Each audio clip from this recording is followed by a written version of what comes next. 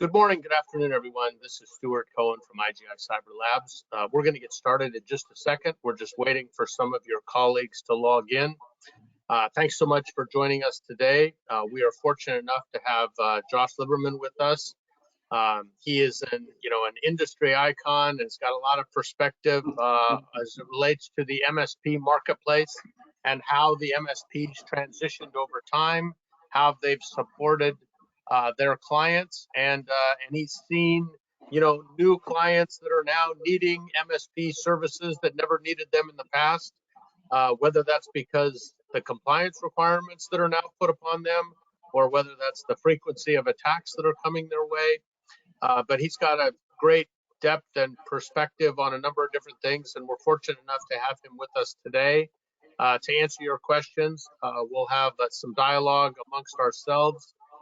We'll talk about some of the questions that were pre-submitted on the LinkedIn page, and then we'll also see a demonstration from Frank Monday on Nodeware specifically and the continuous scanning capability that it provides. Before we get started, just a couple of housekeeping things. Obviously, we want to keep this as collaborative as possible. So after you have any questions, please put them in the question box. Please put them in the chat box. It is all about connecting with your peers, asking questions, having the conversation. So that's what we're interested in doing. As I said, we'll give you an introduction and a demonstration, but this is really an opportunity for ask your questions, whether it's about the product, whether it's about an MSP, or whether as an end user executive, you're trying to figure out what are the questions you should ask an MSP before you engage, or if you have one today, what should you be asking and expecting going forward. So before we get started, we have a couple of upcoming events. These are once again, on the public service announcement side of our business, where we provide education to SMB executives, board members, investors, as well as MSPs and MSSPs that are supporting the marketplace. We're fortunate enough to have on the 13th of September, Tim Coach from Gradient and Kirsten Bay from Cysurance talking about all of the issues around cyber insurance, how MSPs will be able to get cyber insurance, how they can provide cyber liability for their clients, and how their downstream clients can also get cyber insurance, and how all of these pieces are integrated together in a series of APIs. And then on the 15th, on our continuing series around SMB Thought Leadership series, we're talking about the issues around compliance and cyber attacks, and how MSPs can help. Dave Sobel will be with us, and Chris Weiser from Seven Figure MSP, talking specifically about what's happening in this marketplace between the compliance requirements hitting organizations and the frequency of cyber attacks from their perspectives. What's happening in the marketplace and what can the MSPs do to be better, to be more effective, to be more efficient, to be more productive. But those are coming up in September. Before we get started, I think what we first ought to do is let's go to a demonstration of Nodeware and let Frank kind of walk you through some of the pieces of that. And as always, if you have any questions, put them in the chat box or in the question box, and we'll make sure we make this as interactive as possible. So with that, Frank. Good, thank you. Thanks, Stuart, and hi, Josh. Good, thanks for joining us as well. Just want to check you can see my screen okay. I think it should be displaying properly. But so Nodeware, to put it out there, right, is a continuous, and we mean normal business hours, no weekend requirements, but a continuous real-time scanning for vulnerabilities program. So it does that through sensors that are put onto the network, virtual sensors of VMware or vSphere or a Windows sensor. We also have agents that can be put onto devices, PCs, Macs, some Linux endpoints, and then we also can monitor and track external websites that you and your customers have You can enter in the URL and it'll be doing a light scan, looking for open ports, other vulnerability issues that are identified within that website and external server. So that's sort of how we capture the data. And what we're doing continuously means that every minute or so, every asset is identified and re-identified to tell you whether it's online or not, and I'll be able to show you that in just a second.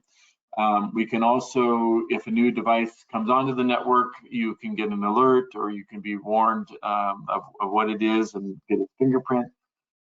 And then every day, every asset is scanned for vulnerability. And the new vulnerabilities, CVEs, all the different warnings are coming out on a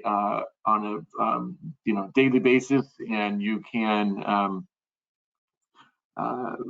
you just don't know if it's going to be impacting you. But with the way that we scan and that we monitor every asset, your data of your systems that you're managing is not going to be more than 24 hours old, because every asset is done every day. So all that said, let me get into sort of what you see as the provider of with the Nodeware platform. You can see we got the different pieces here, which I'll go through. The average score amongst all your customers this here is this 870. You can see you've got 3 customers. You're amongst between those 3, you've got 117 assets, 8 external, 109 internal. As I mentioned, you can do you're monitoring both. We get some different information and news up there, and then some other information in general. But let's go in to look at the customers as you would as an MSP looking at your individual. So you can see your 3. This could be 30, this could be 300. It depends how you set it up and how many customers you have. But you can see each individual score. This one's pretty low. This one's good shape, but this one's it's kind of in between. So let's look at that one and see what's going on. You can see in this case there are 16 assets that are online. You can see the little green eyeball over here is telling you whether they're online or not. You can look at the IP address, the MAC address. You can give them names for each of these different devices. But we also do this fingerprinting, which gives you, a little bit more information about what type of device it is, and you can see the range that is there. The next thing in this view that you can see are these tags, and tags are kind of a way to group the devices. So, some of these are derived directly just by nature of the fingerprint. So if I want to just look at servers today, I can click on that, and you can see the servers amongst all of them. When you click back out, if you wanted to look at a custom device, or you want to look at John's office location devices, you can pull that up and just by a simple click, and you can go in and add those. Most importantly, though, is you're getting these scores over here per device, and we'll go into those specifically. But these scoring is updated again, as I mentioned, every day. You get the updated score, and this number is sort of a running average over the last 30 days or so. So you can get it's not a one-time hit up and down based on some activity, but if you do some corrections in the day, you'll be able to rescan and get an updated data on that. But let me go into this Ubuntu device here just as an example.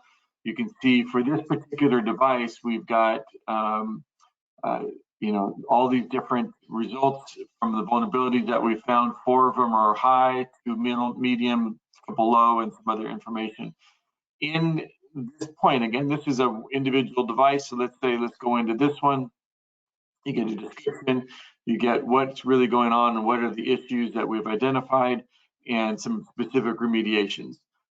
We do not, the program itself does not complete those remediations. This just gives you the information for you to manage it per your schedule or per your priorities, and it's available in there this data is available to put into your PSA or however you want to manage the process. We can go back here, and again, so let's say we identified, we did that work. If you wanted to request a rescan, just to kind of detect your work or to make sure that it's illustrating as soon as possible in your account, There is a rescan pending. It'll wait as we do in blocks of the assets over time, how they get scanned. This will be prioritized into the next overall scan. So if we wanted to, again, look at this customer, we wanted to just kind of do some management of them, you can look at some other account details, you can allocate, you can just update your information, you can look at what sites and the addresses and interfaces you've got going. Again, we talked about the agent downloads. I mentioned them at the beginning. We have a Windows, a Mac, and a Linux agent that you can download and gives you the information on how to process that on a quiet or a push standpoint. You can look at credential scanning and whether you really want to add credentials in there to get that next level of detail. Talked about the tag management. Again, you can add specific ones, or you can just go with the standard ones that come and choose a color and add that in. Alert dashboards. This is important to determine how you want to get alerted and on what you want to be alerted to. So we have 3 alert types for critical vulnerability. So let's say at 2 o'clock a new vulnerability comes down and we're able to scan it within that day or that that exact day or within a day. You can get an alert that tells you, hey, device X on network B is found to have this vulnerability. Here's the data, where to find it, and you can go do that. The new asset found, again, I mentioned if a new asset comes on the network that you weren't expecting or didn't know about, you can get that. And if one of the sensors you have in place goes offline, you can get that notification. At this point, you can also then get alerts via email or via Slack channels. The emails can be your PSA receiving to create the tickets, or it can just be go to your tech, or could go to the internal customer at your site as well. And again, Slack, and then we're in development with Teams coming up here soon. So we'll have that third ability to do that. Talked about the dashboard. So that's kind of the main pieces I wanted to show there. The other piece, just real quickly, and I'll finish up, we go back to chat with Josh, is the reporting. So in reporting, we do on-demand reporting. So if I wanted to generate a new report while we're talking here, like I said, I want to get an executive summary, this can be running. So on demand, you go into a customer meeting that afternoon, you can do that, or you can actually schedule the reports. You want a network report and 2-page executive summary every Friday, or however you want them, whenever you want them. So you always have them and you can archive them. Or now this new report that I just asked for is already available. I'm going to click on the secure download. Boom, it's there, and here's the information from an executive summary. So it includes these 3 tables, the top 10, the most common vulnerabilities, and then just kind of how the profile is amongst all of those assets that you have. So, and again, that's sort of the quick view of the reporting. We also, if you have API capabilities or you want to look at how to import the data into a different system, we have a full page of APIs and lots of instructions for you there to utilize that. So this is what's available, so it's pretty straightforward, and we continue to add new features within that and improve the capabilities there. So Stuart, I think that's pretty much what I wanted to kind of show on the demo. I'll stop sharing and we can go back and go to any questions that might have come up or the ones that we heard about from before the session started. So, well, we got one question before we started, which was around reporting, and you showed a little piece of it. Somebody said, if I need to be able to look at a history of reports, can I do that?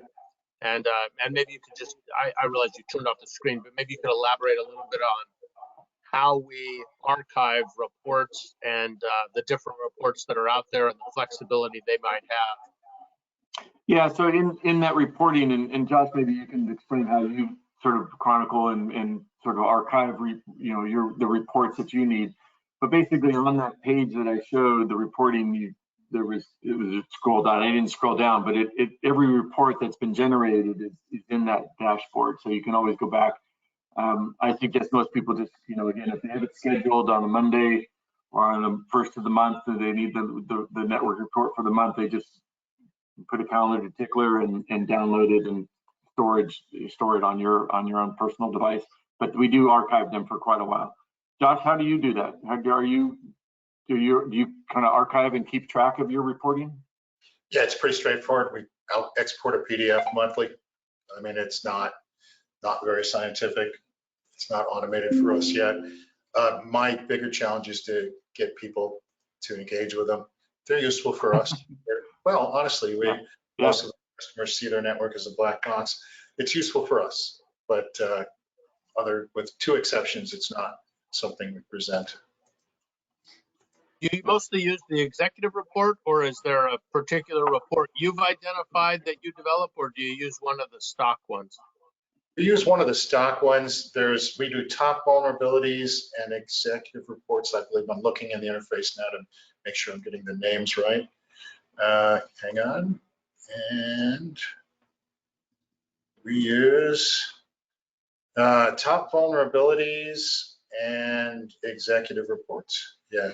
So the exec reports are stuff that I glance at and sometimes dig into, and then the top vulnerabilities are for the staff, and I ask them to stay on top of that. Our biggest challenge is that we occasionally run into a roadblock where there are Microsoft generated issues. You'll flag a vulnerability. Microsoft's opinion is that it's not, and we can't really move forward on those. And that's always going to be the challenge for all of us, is to figure out what's actionable and what matters and what doesn't. So, Frank, you mentioned that this isn't a remediation tool. This is an informational notificational tool, and that's correct. And it's contingent upon us as MSPs, like everything else, to pick up the mantle and figure out how to prioritize things and what to move forward on. So that I use the reports for that for the most part. I do have two sites that are co-managed, and they actually both have folks working there that used to work for me. And one of them actually was exposed to this while he was still around, and they're interested. But for the most part, like I said, it's a black box. They're SMBs. We're the IT department. We analyze these things and figure out what to move forward on. Yeah, interesting. Josh, on the executive summary downloads, do you actually present that to them, or only two? Only two of them. Okay. Yeah, honestly, Frank, there's so many tools we have that create so many different informational reports, sure, whether it's anti-phishing or firewall log reading. RMM can punch out more reports than anybody will look at. They don't want to know. They look at their $1,000, $2,000, $3,000, $5,000 a month bill as license to ignore this stuff. I'm not saying everybody's that way, but they, other than our meetings, our quarterly or annual meetings, depending on the site, they don't want to know that they want this to be our problem. Now, I want to know, because otherwise it's a bigger problem. But it's generally speaking, until you're interacting with companies with an IT staff or at least an IT person, most business owners are not going to understand this. Yeah. Hey, Josh, I'm curious, 12 months ago, I would have said, most of the people that were going to use Nodeware were going to use it that had never run a vulnerability management scan before, and they decided they now needed to know, what devices were vulnerable, and they needed to get immediate alerts. But that's dramatically changed in the last 6 months with the frequency of attacks to all size companies.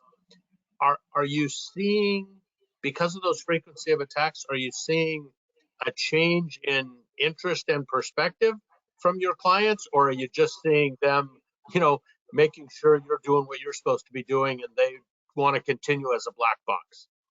Well, we have a really high level of trust between us and our clients, with maybe one exception, but it remains to be seen at the end of the year. They haven't expressed much uptick driven by news cycles, driven by reports. Honestly, there's a lot of security fatigue right now amongst those people, and it sounds like Charlie Brown's teacher talking to them.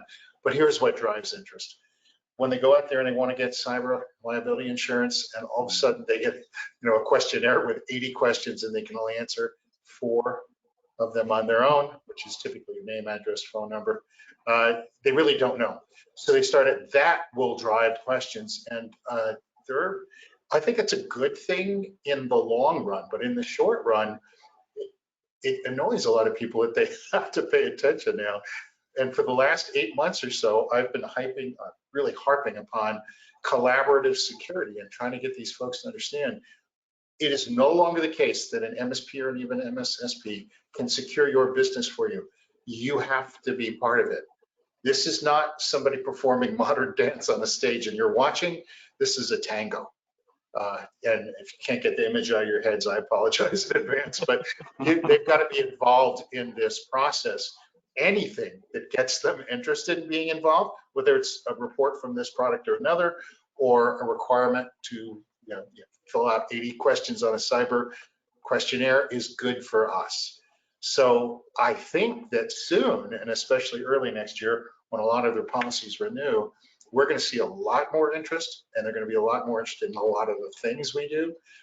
But generally speaking, people are every bit as interested in knowing about their security as the next visit to the proctologist. And I'm sorry, I don't mean that as a slight against you guys. In general, SMBs don't want to hear about this. They just want to know we're doing it. Yep. And we're getting past where that works. We have to get them engaged. They have to be part of the dance. Got it. Hey, on that, on that subject, we are doing a lot of integration work where the output of Nodeware from a vulnerability management standpoint is integrated in through a series of APIs into somebody like, Security Studio and their simple assessments. And then the output of that drops into the questionnaire from somebody like Cysurance to be able to provide cyber liability for an MSP and cyber liability for the end clients. You mentioned cyber liability. Are you seeing much more interest and uptick from your clients on how do they get it? How do they afford it? How do they avoid the huge uplifts year to year? Or is that the kind of the policies you're waiting to see renew at the first of the year? It's about a third, and a third. We have about a third of people that are coming to us, which is much better than it used to be. About a third where I'm going to them because I'm pretty sure that they could fill out those questionnaires in a very truthful and yet very fulfilling way, and also get there. And about a third of them are buried their head in the sand. When cyber was a thing, when cyber liability insurance became a thing maybe 5, 6, 7 years ago, I discovered that most of my clientele, the only thing that mattered was the industry they were in and their annual revenue. If we had 2 accountants with small offices making $1 or $2 million top line, they were going to pay exactly the same fee, even if one of them was secured to the gills and one of them, didn't. Then it started to matter how they filled out. Over the next few years, what has mattered is the way they fill that form out will affect the premiums they pay. At first it didn't, which really bugged the hell out of me because people didn't care. But the unexpected consequence over the last few years of it now mattered. And I had a lot of clients, I'm going to use the word self-attest. They self-attested to a lot of things that weren't true. Now, if you do any compliance work, you know that self-attest is really just a long way to say lie. They just guessed or lied. And it was really unfortunate. And I wrote a couple of articles and tried to get them to understand that if you misrepresent yourself and there's a claim made, it's $5,000 claim, it's probably going to get paid. It's $300,000 claim. They're going to do the diligence. They're going to want to know how you prove that you had in place what you claimed you did. Now we're in Cyber Liability 3.0, Cyber Liability Insurance 3.0. They're not waiting until the claim gets made. They're now looking for proof up front. They don't want screen caps showing MFA. They want output from your tools. And what you just described, Stuart, is probably going to become a lot more valuable over the next year as these more and more underwriters and more providers are demanding some sort of evidence. Stand and deliver. Show us what you got, because there's just too many people self-attesting out there improperly. So, and I got to be honest, I didn't know what you just said was the case. So I'll follow up with Frank about that. That's great. Well, I'm also curious if how much of a change you've seen in the last 4 or 5 years. You mentioned cyber liability and cyber insurance for 6 years. early on, did your clients go get cyber insurance without talking to you? Is that the self-assessment part? And now they're saying, boy, not only do I need your help filling out the questionnaire, but I'd like your advice and counsel as to what I ought to get, what I ought to do. Are you much more of a trusted advisor as it relates to cyber insurance, or are you still kind of helping them fill it out and then wondering what they do? I would say that yes, they did do it on their own. Your first part of that question, again, about a third of them went out and just got it, and that's great. But they were the smaller places that were paying $1,000 premiums or $1,500 premiums. Once the numbers got larger, the next third of them were going out there and asking questions. What is this? Can you fill this out? I think we had quite a few questionnaires to fill out. Now, a few years ago, those were pretty straightforward, and I could do most all of them without even resorting to our tools. I knew the answers. Then it got more complex, and soon it will require real diligence. I even wrote our master service agreement and statement of work to make it clear that this is billable time to do the diligence for them for some of these forms. I haven't billed anybody to do it yet, but I haven't spent more than an hour or two on them. Pretty soon, I'm going to be spending 8 hours on it, and that'll be a different situation. But there is still the third where their head's buried, and most frustrating, 2 of our 3 largest clients are doing nothing in terms of cyber liability.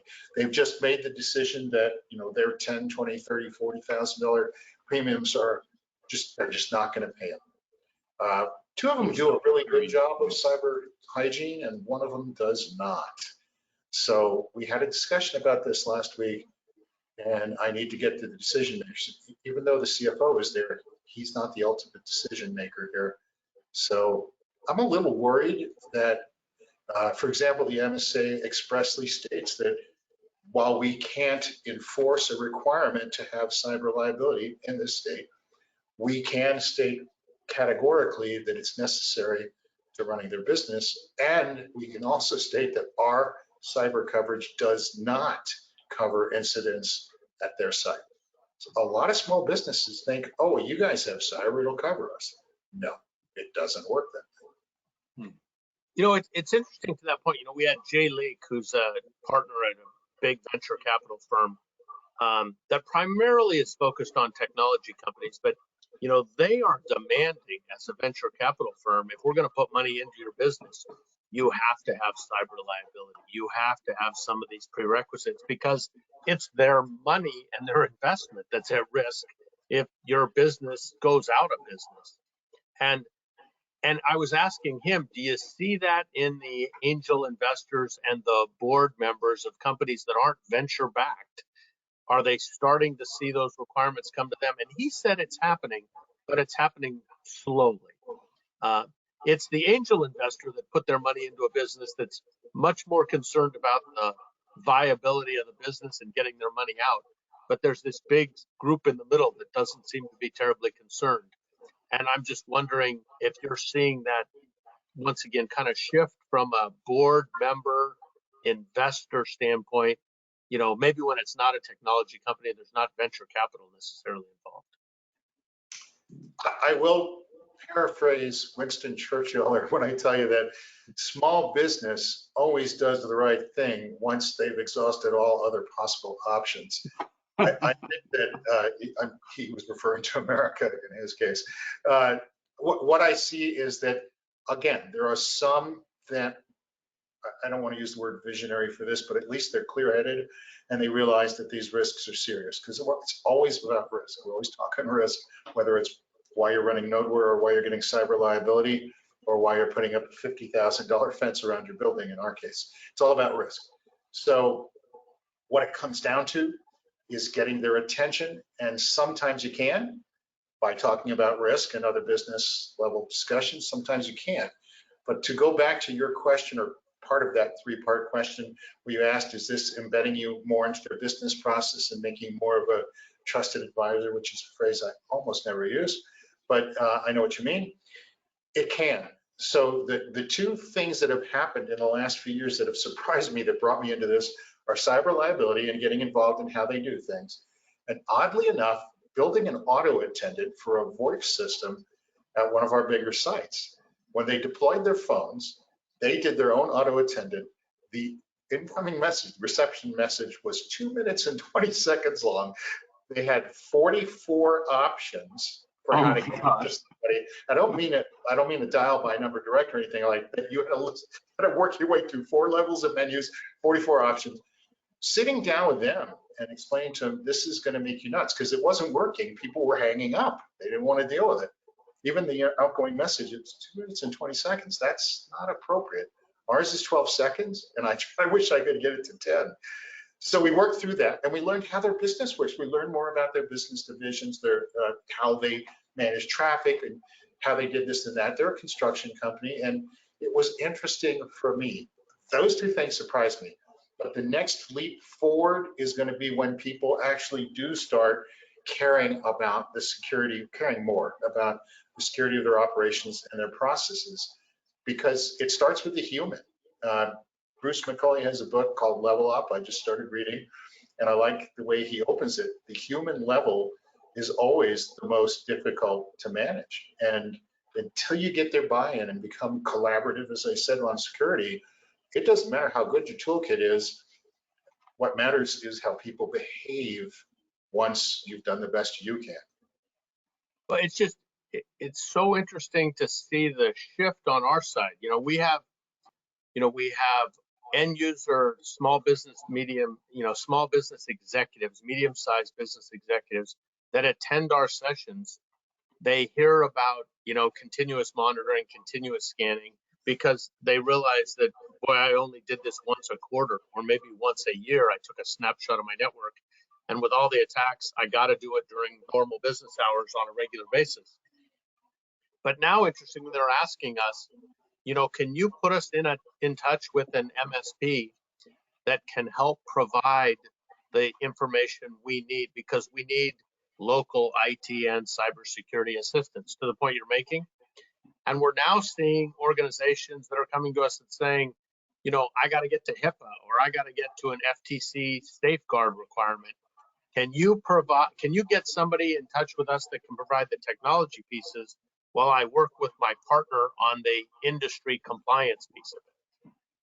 And I'm wondering if you're seeing more of that as well. What I saw right before COVID fired up that surprised me was suddenly we were getting calls from small businesses, 5, 10, 20 people, that needed to become or at least they believed they needed to become CMMC compliant. In early 2020, NIST 800-171, by the way, is where that springs from. CMC, in my opinion, is basically NIST 800-171 with teeth. Remember the concept of self-attestation? Yep. Lying. So CMMC was a response to the fact that the government was seeing that a lot of people weren't truthful about whether they were actually instituting the processes they said they were. So they decided to build some teeth in the process, and that required people to have on-site assessments. Now, CMMC came out at 5 levels early on in 2020, or I should say came out, but it was proposed at 5 levels. People started getting trained to assess people at levels 2 through 5, and then they revamped it last year, and now there are 3 levels, which is good.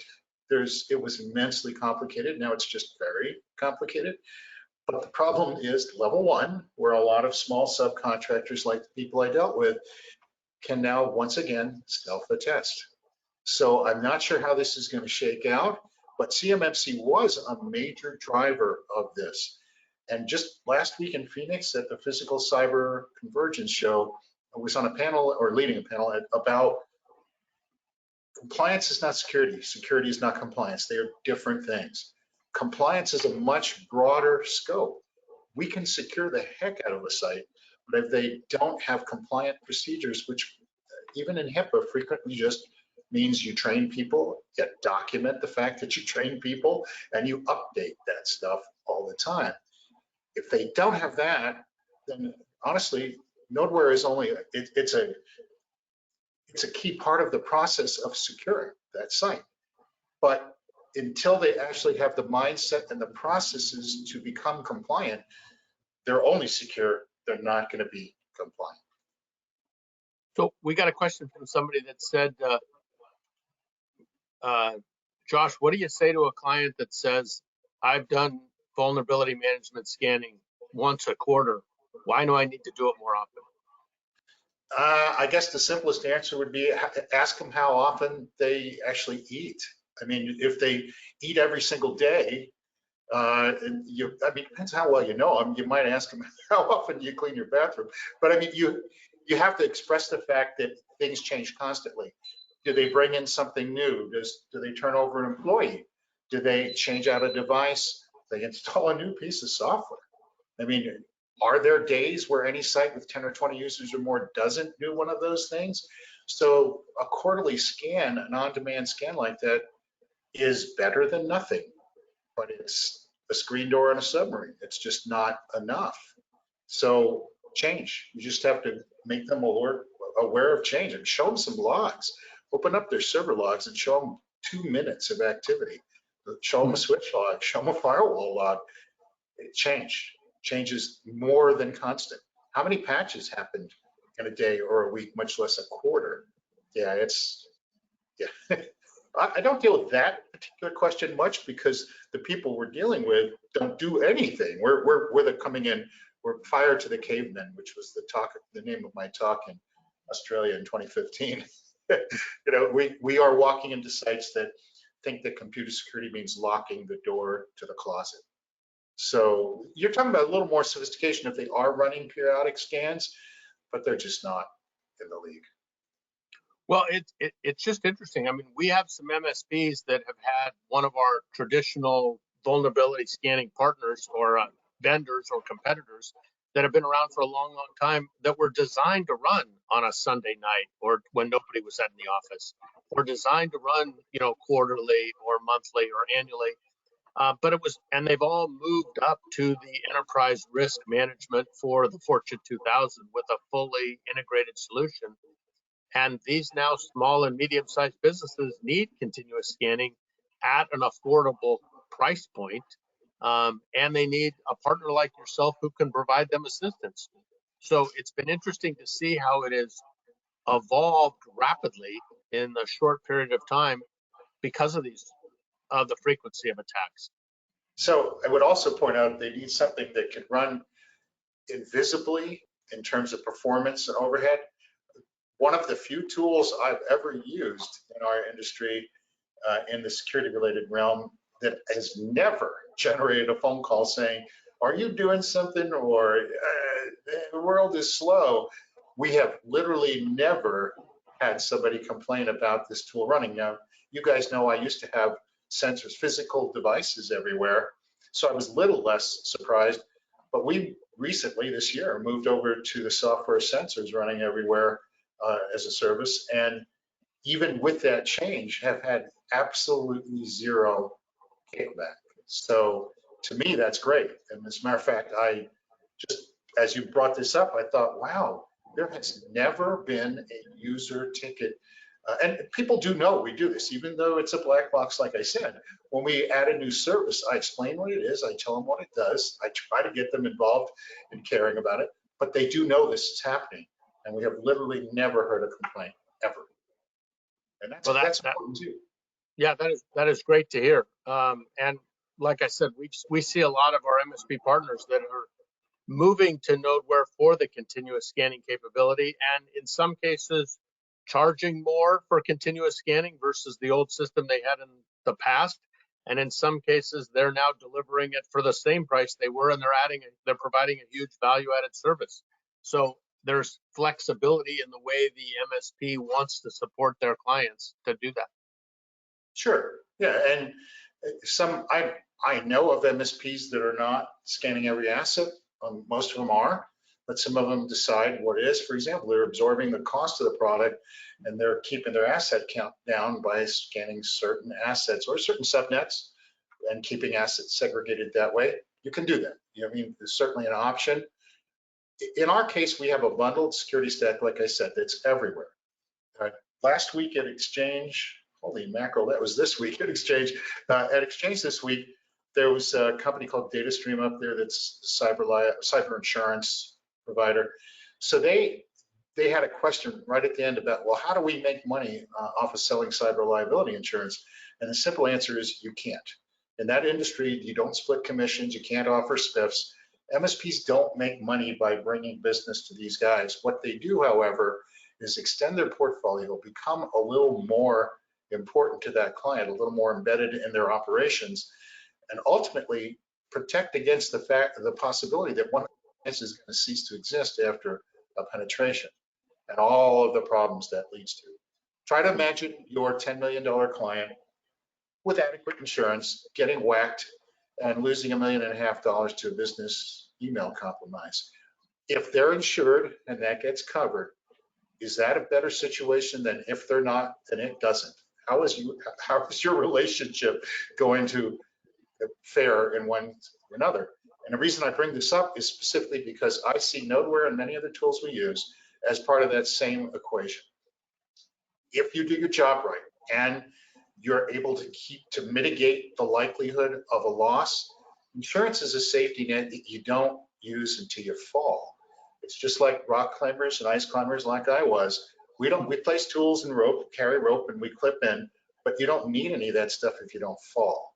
I'm more interested in not falling than in how good the tools are and how good the protection is if you fall. But if you do fall, that's where the liability insurance comes in. I'd like to not fall, and Nodeware helps me so far be undefeated. Yeah, let's keep you on the mountain, not on the ground. Yeah, and I got wood right here, so boy, we got about 15 more minutes. Okay. You know, Phil, if you're online, feel free to submit any other questions you have, and we will get to those. You know, Frank, maybe a question for you, either in your travels and your discussions with people or through the demos that you do. What tends to be the thing that everybody's most concerned about or wants to see what Nodeware addresses? Well, I kind of to Josh's point, I think a lot of it is being proactive and understanding the risks that are coming down or that are changing. And so, the way that I think that when I do a demo and people are like, oh, I've seen some different vulnerability scanners, but this is great because it is continuous, right? It's the data not being more than a day old in any kind of scan or any kind of scoring, and then the alerts that get distributed either for a new asset or a new vulnerability that's discovered on a device. So just the regularity of it, right? Again, you can't count on a weekend scan or a once a month scan. And I think again, all the things that Josh is talking about, whether it's insurance or it's compliance, all these different elements are now kind of calling out, and these different data points are coming together in their heads and in their business that, oh yeah, I've thought about vulnerability, but it hasn't really been a critical thing because I'm doing this and the customer hasn't asked for it. Now the customers are asking for it, right? And they need to be able to reply. Again, kind of the other interesting thing, Josh, you were talking about from a expectation, right? The customers, to a lot of MSPs are just assuming that the MSPs are doing, the 10-point steps that you're doing, right? Just because they are managing their environment, they're not necessarily really doing a good cyber hygiene practice, right? But they're just expecting it. So, it's a difficult conversation. That's the other piece that's sort of coming up is, okay, Mr. Customer, yeah, we're doing these things today, and this is what you're paying us for, but these other 3 things we're not doing, and you need to pay for it. It's going to be a cost for me. I can't just eat that cost for you, Mr. End User. So, again, these pieces coming together. I know, Josh, if you sort of have addressed that a lot, right? With you're doing an all or nothing kind of model, but maybe kind of what your expectations, what the customer's expectations, if they are changing. So yes, they're changing. It's slower than I wish, but yes, they are changing. People are paying more attention, basically, except for the third or so that still have their heads buried in the sand. I thought of a lot of things while you were talking about that. One thing, Frank, is there's a huge difference between selling a product or a service to a customer and having them come to you to buy it. So what you want to do is you want to position yourself such that you are fulfilling a need that they have identified. rather than identifying a need that they may want to negotiate about or ignore. And I think, again, leveraging cyber liability insurance and leveraging that's such a great tool that if you can get people interested in this. 3 years ago, when cyber, or 4 years ago now, it became a thing. Cyber liability started to be an SMB thing, 5 maybe. I had this brilliant idea, I thought, of doing ride-alongs with the major providers in town, the big insurance brokers, and I approached 2 of them. I said, why not have an IT guy with you? So when people have a form in front of them, they say, well, what's this? You can help them figure out, are you doing this? What should you be doing? I thought it was brilliant, but I'm not a brilliant marketer. What it turned out is that the agents are much more interested in selling policies than in solving problems. Now, the underwriters might care whether the sites really have a secure infrastructure, and certainly when it comes time to a claim, whoever is involved with that, they care. But I found that I was interrupting the sales process, or they found that out, and that kind of went away. Because if you walk into a site with minimal security footprint, if any, and they find out, well, before they can get this $2,000 plan, they got to blow 20 grand to bring their network into this century, that's a problem.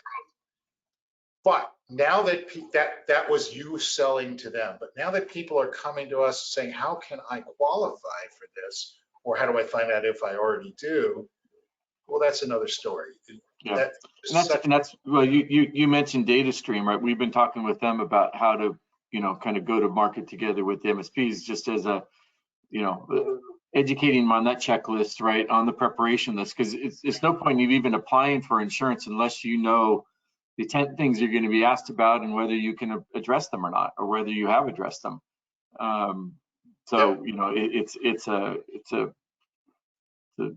It's a tricky and dangerous situation for companies that think they want to get it, or they know they need to get it, or again, whether it's insurance or compliance, it's the same kind of issue in terms of how they're preparing themselves. Well, I had mentioned earlier that 2020 we see these small shops looking for CMC compliance. The upshot of that was, of that whole mess, I think we saw 9 and before COVID hit, so 9 and 10 weeks maybe. Most of them looked at the reality that they were coming to me with an SPSO3 server, no firewall, no patching. They were just a typical small business here and elsewhere. They didn't do any IT. They just didn't do that. And it was such a big lift. And I was trying to explain to them, it was like they walked in the door at 440 pounds and told me they need to be on the balance beam in the Olympics next year. It's a lot. There's a lot between here and there. And obviously I'm not using that metaphor in the wrong situation, but nonetheless, they were people who wanted to be professional chefs that had never picked up a knife or read a cookbook. They had a long curve ahead of them. The problem was a lot of them thought that this was like a quick weight loss program, CMMC. You just do this, hit the bar, and you're done. And it's not. It's a lot. It's basically a lifelong fitness issue. So, and again, you use that metaphor where it's appropriate. But what I found is as that faded away, we did pick up 2 of them, but as that mostly faded away, what I have determined is that my next genius idea is to find somebody like DataStream who can convince these people that they are insurable and show them how to get there, so that these folks are coming to me asking for what it takes, rather than I'm going to them telling them what it takes.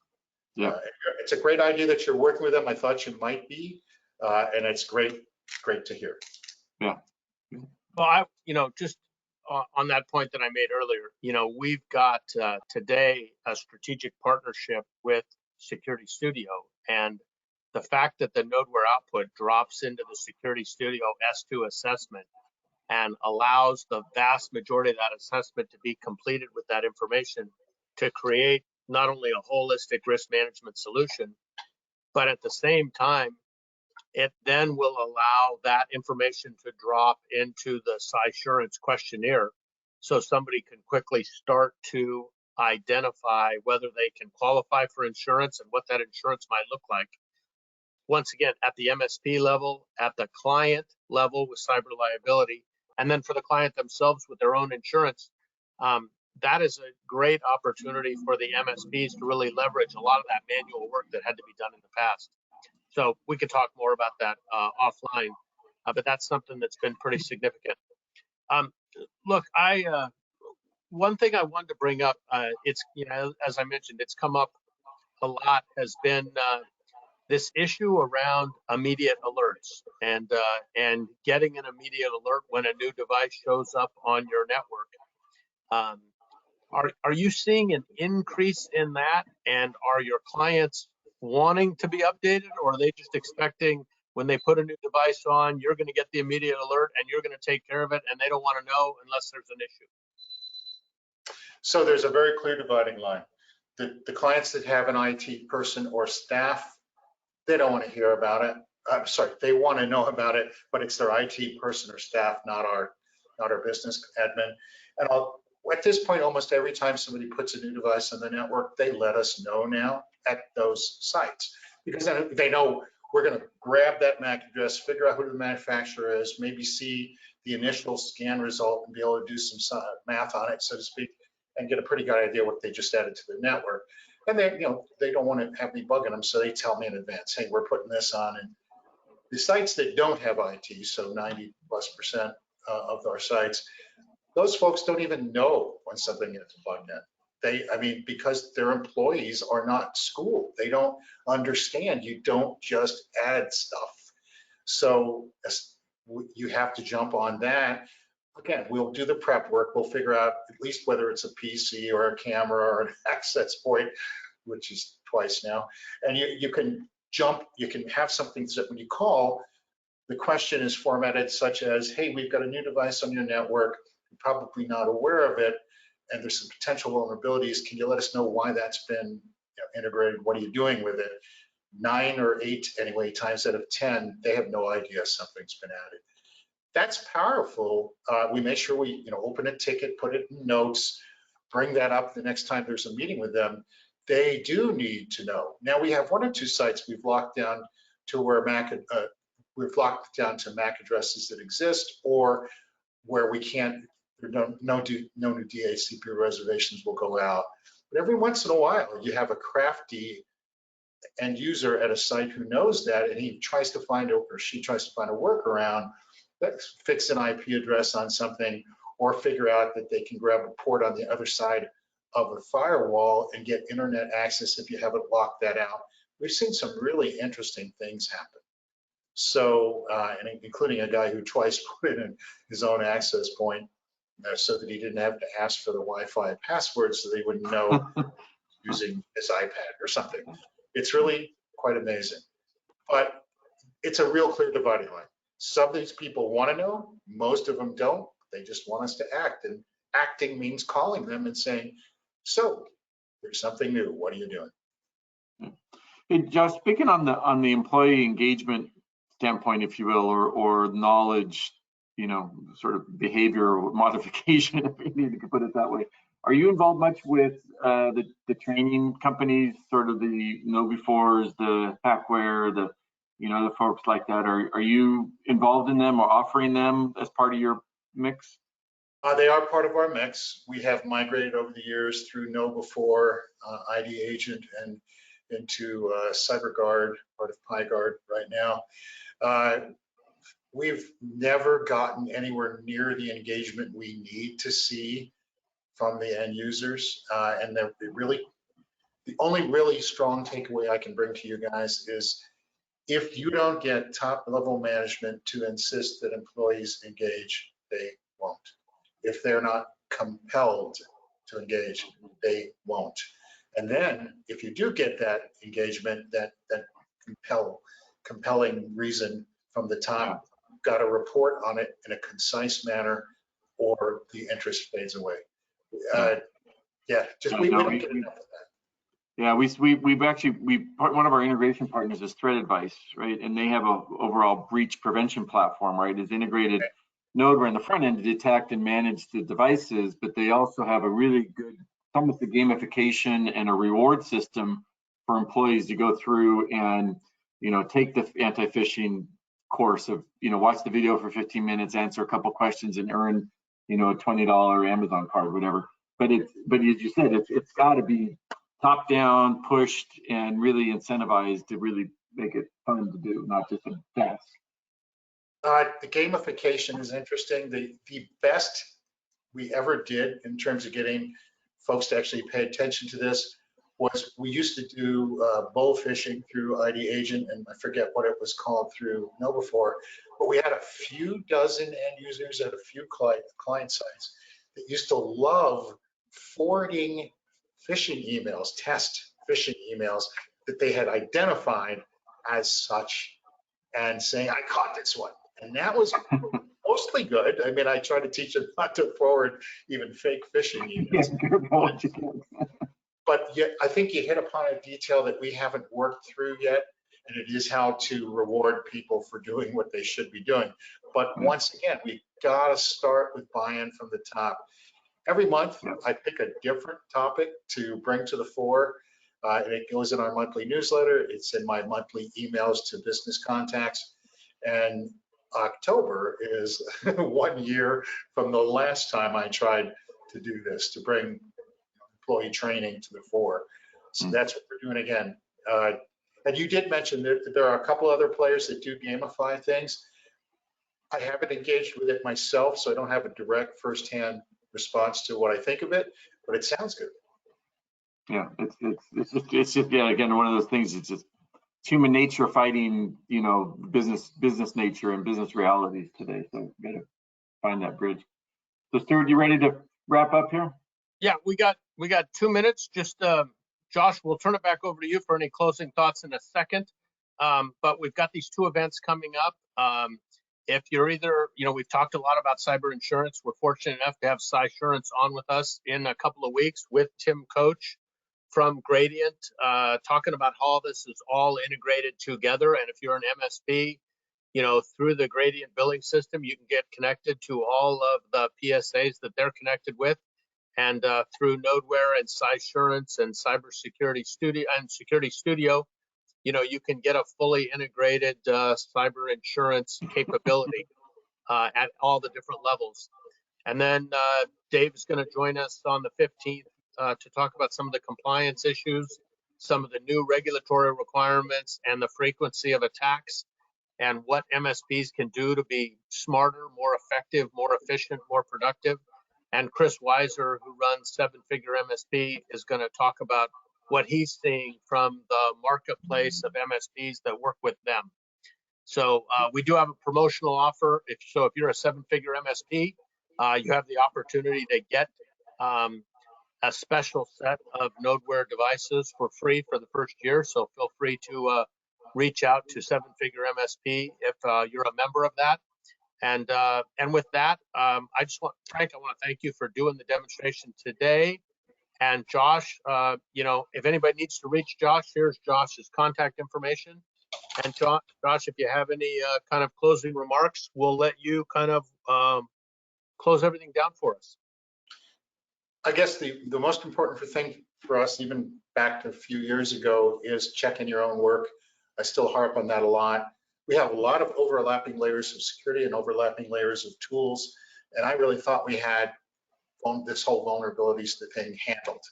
And then we engaged with Nodeware, and I'll look up a while ago, and we found out we didn't.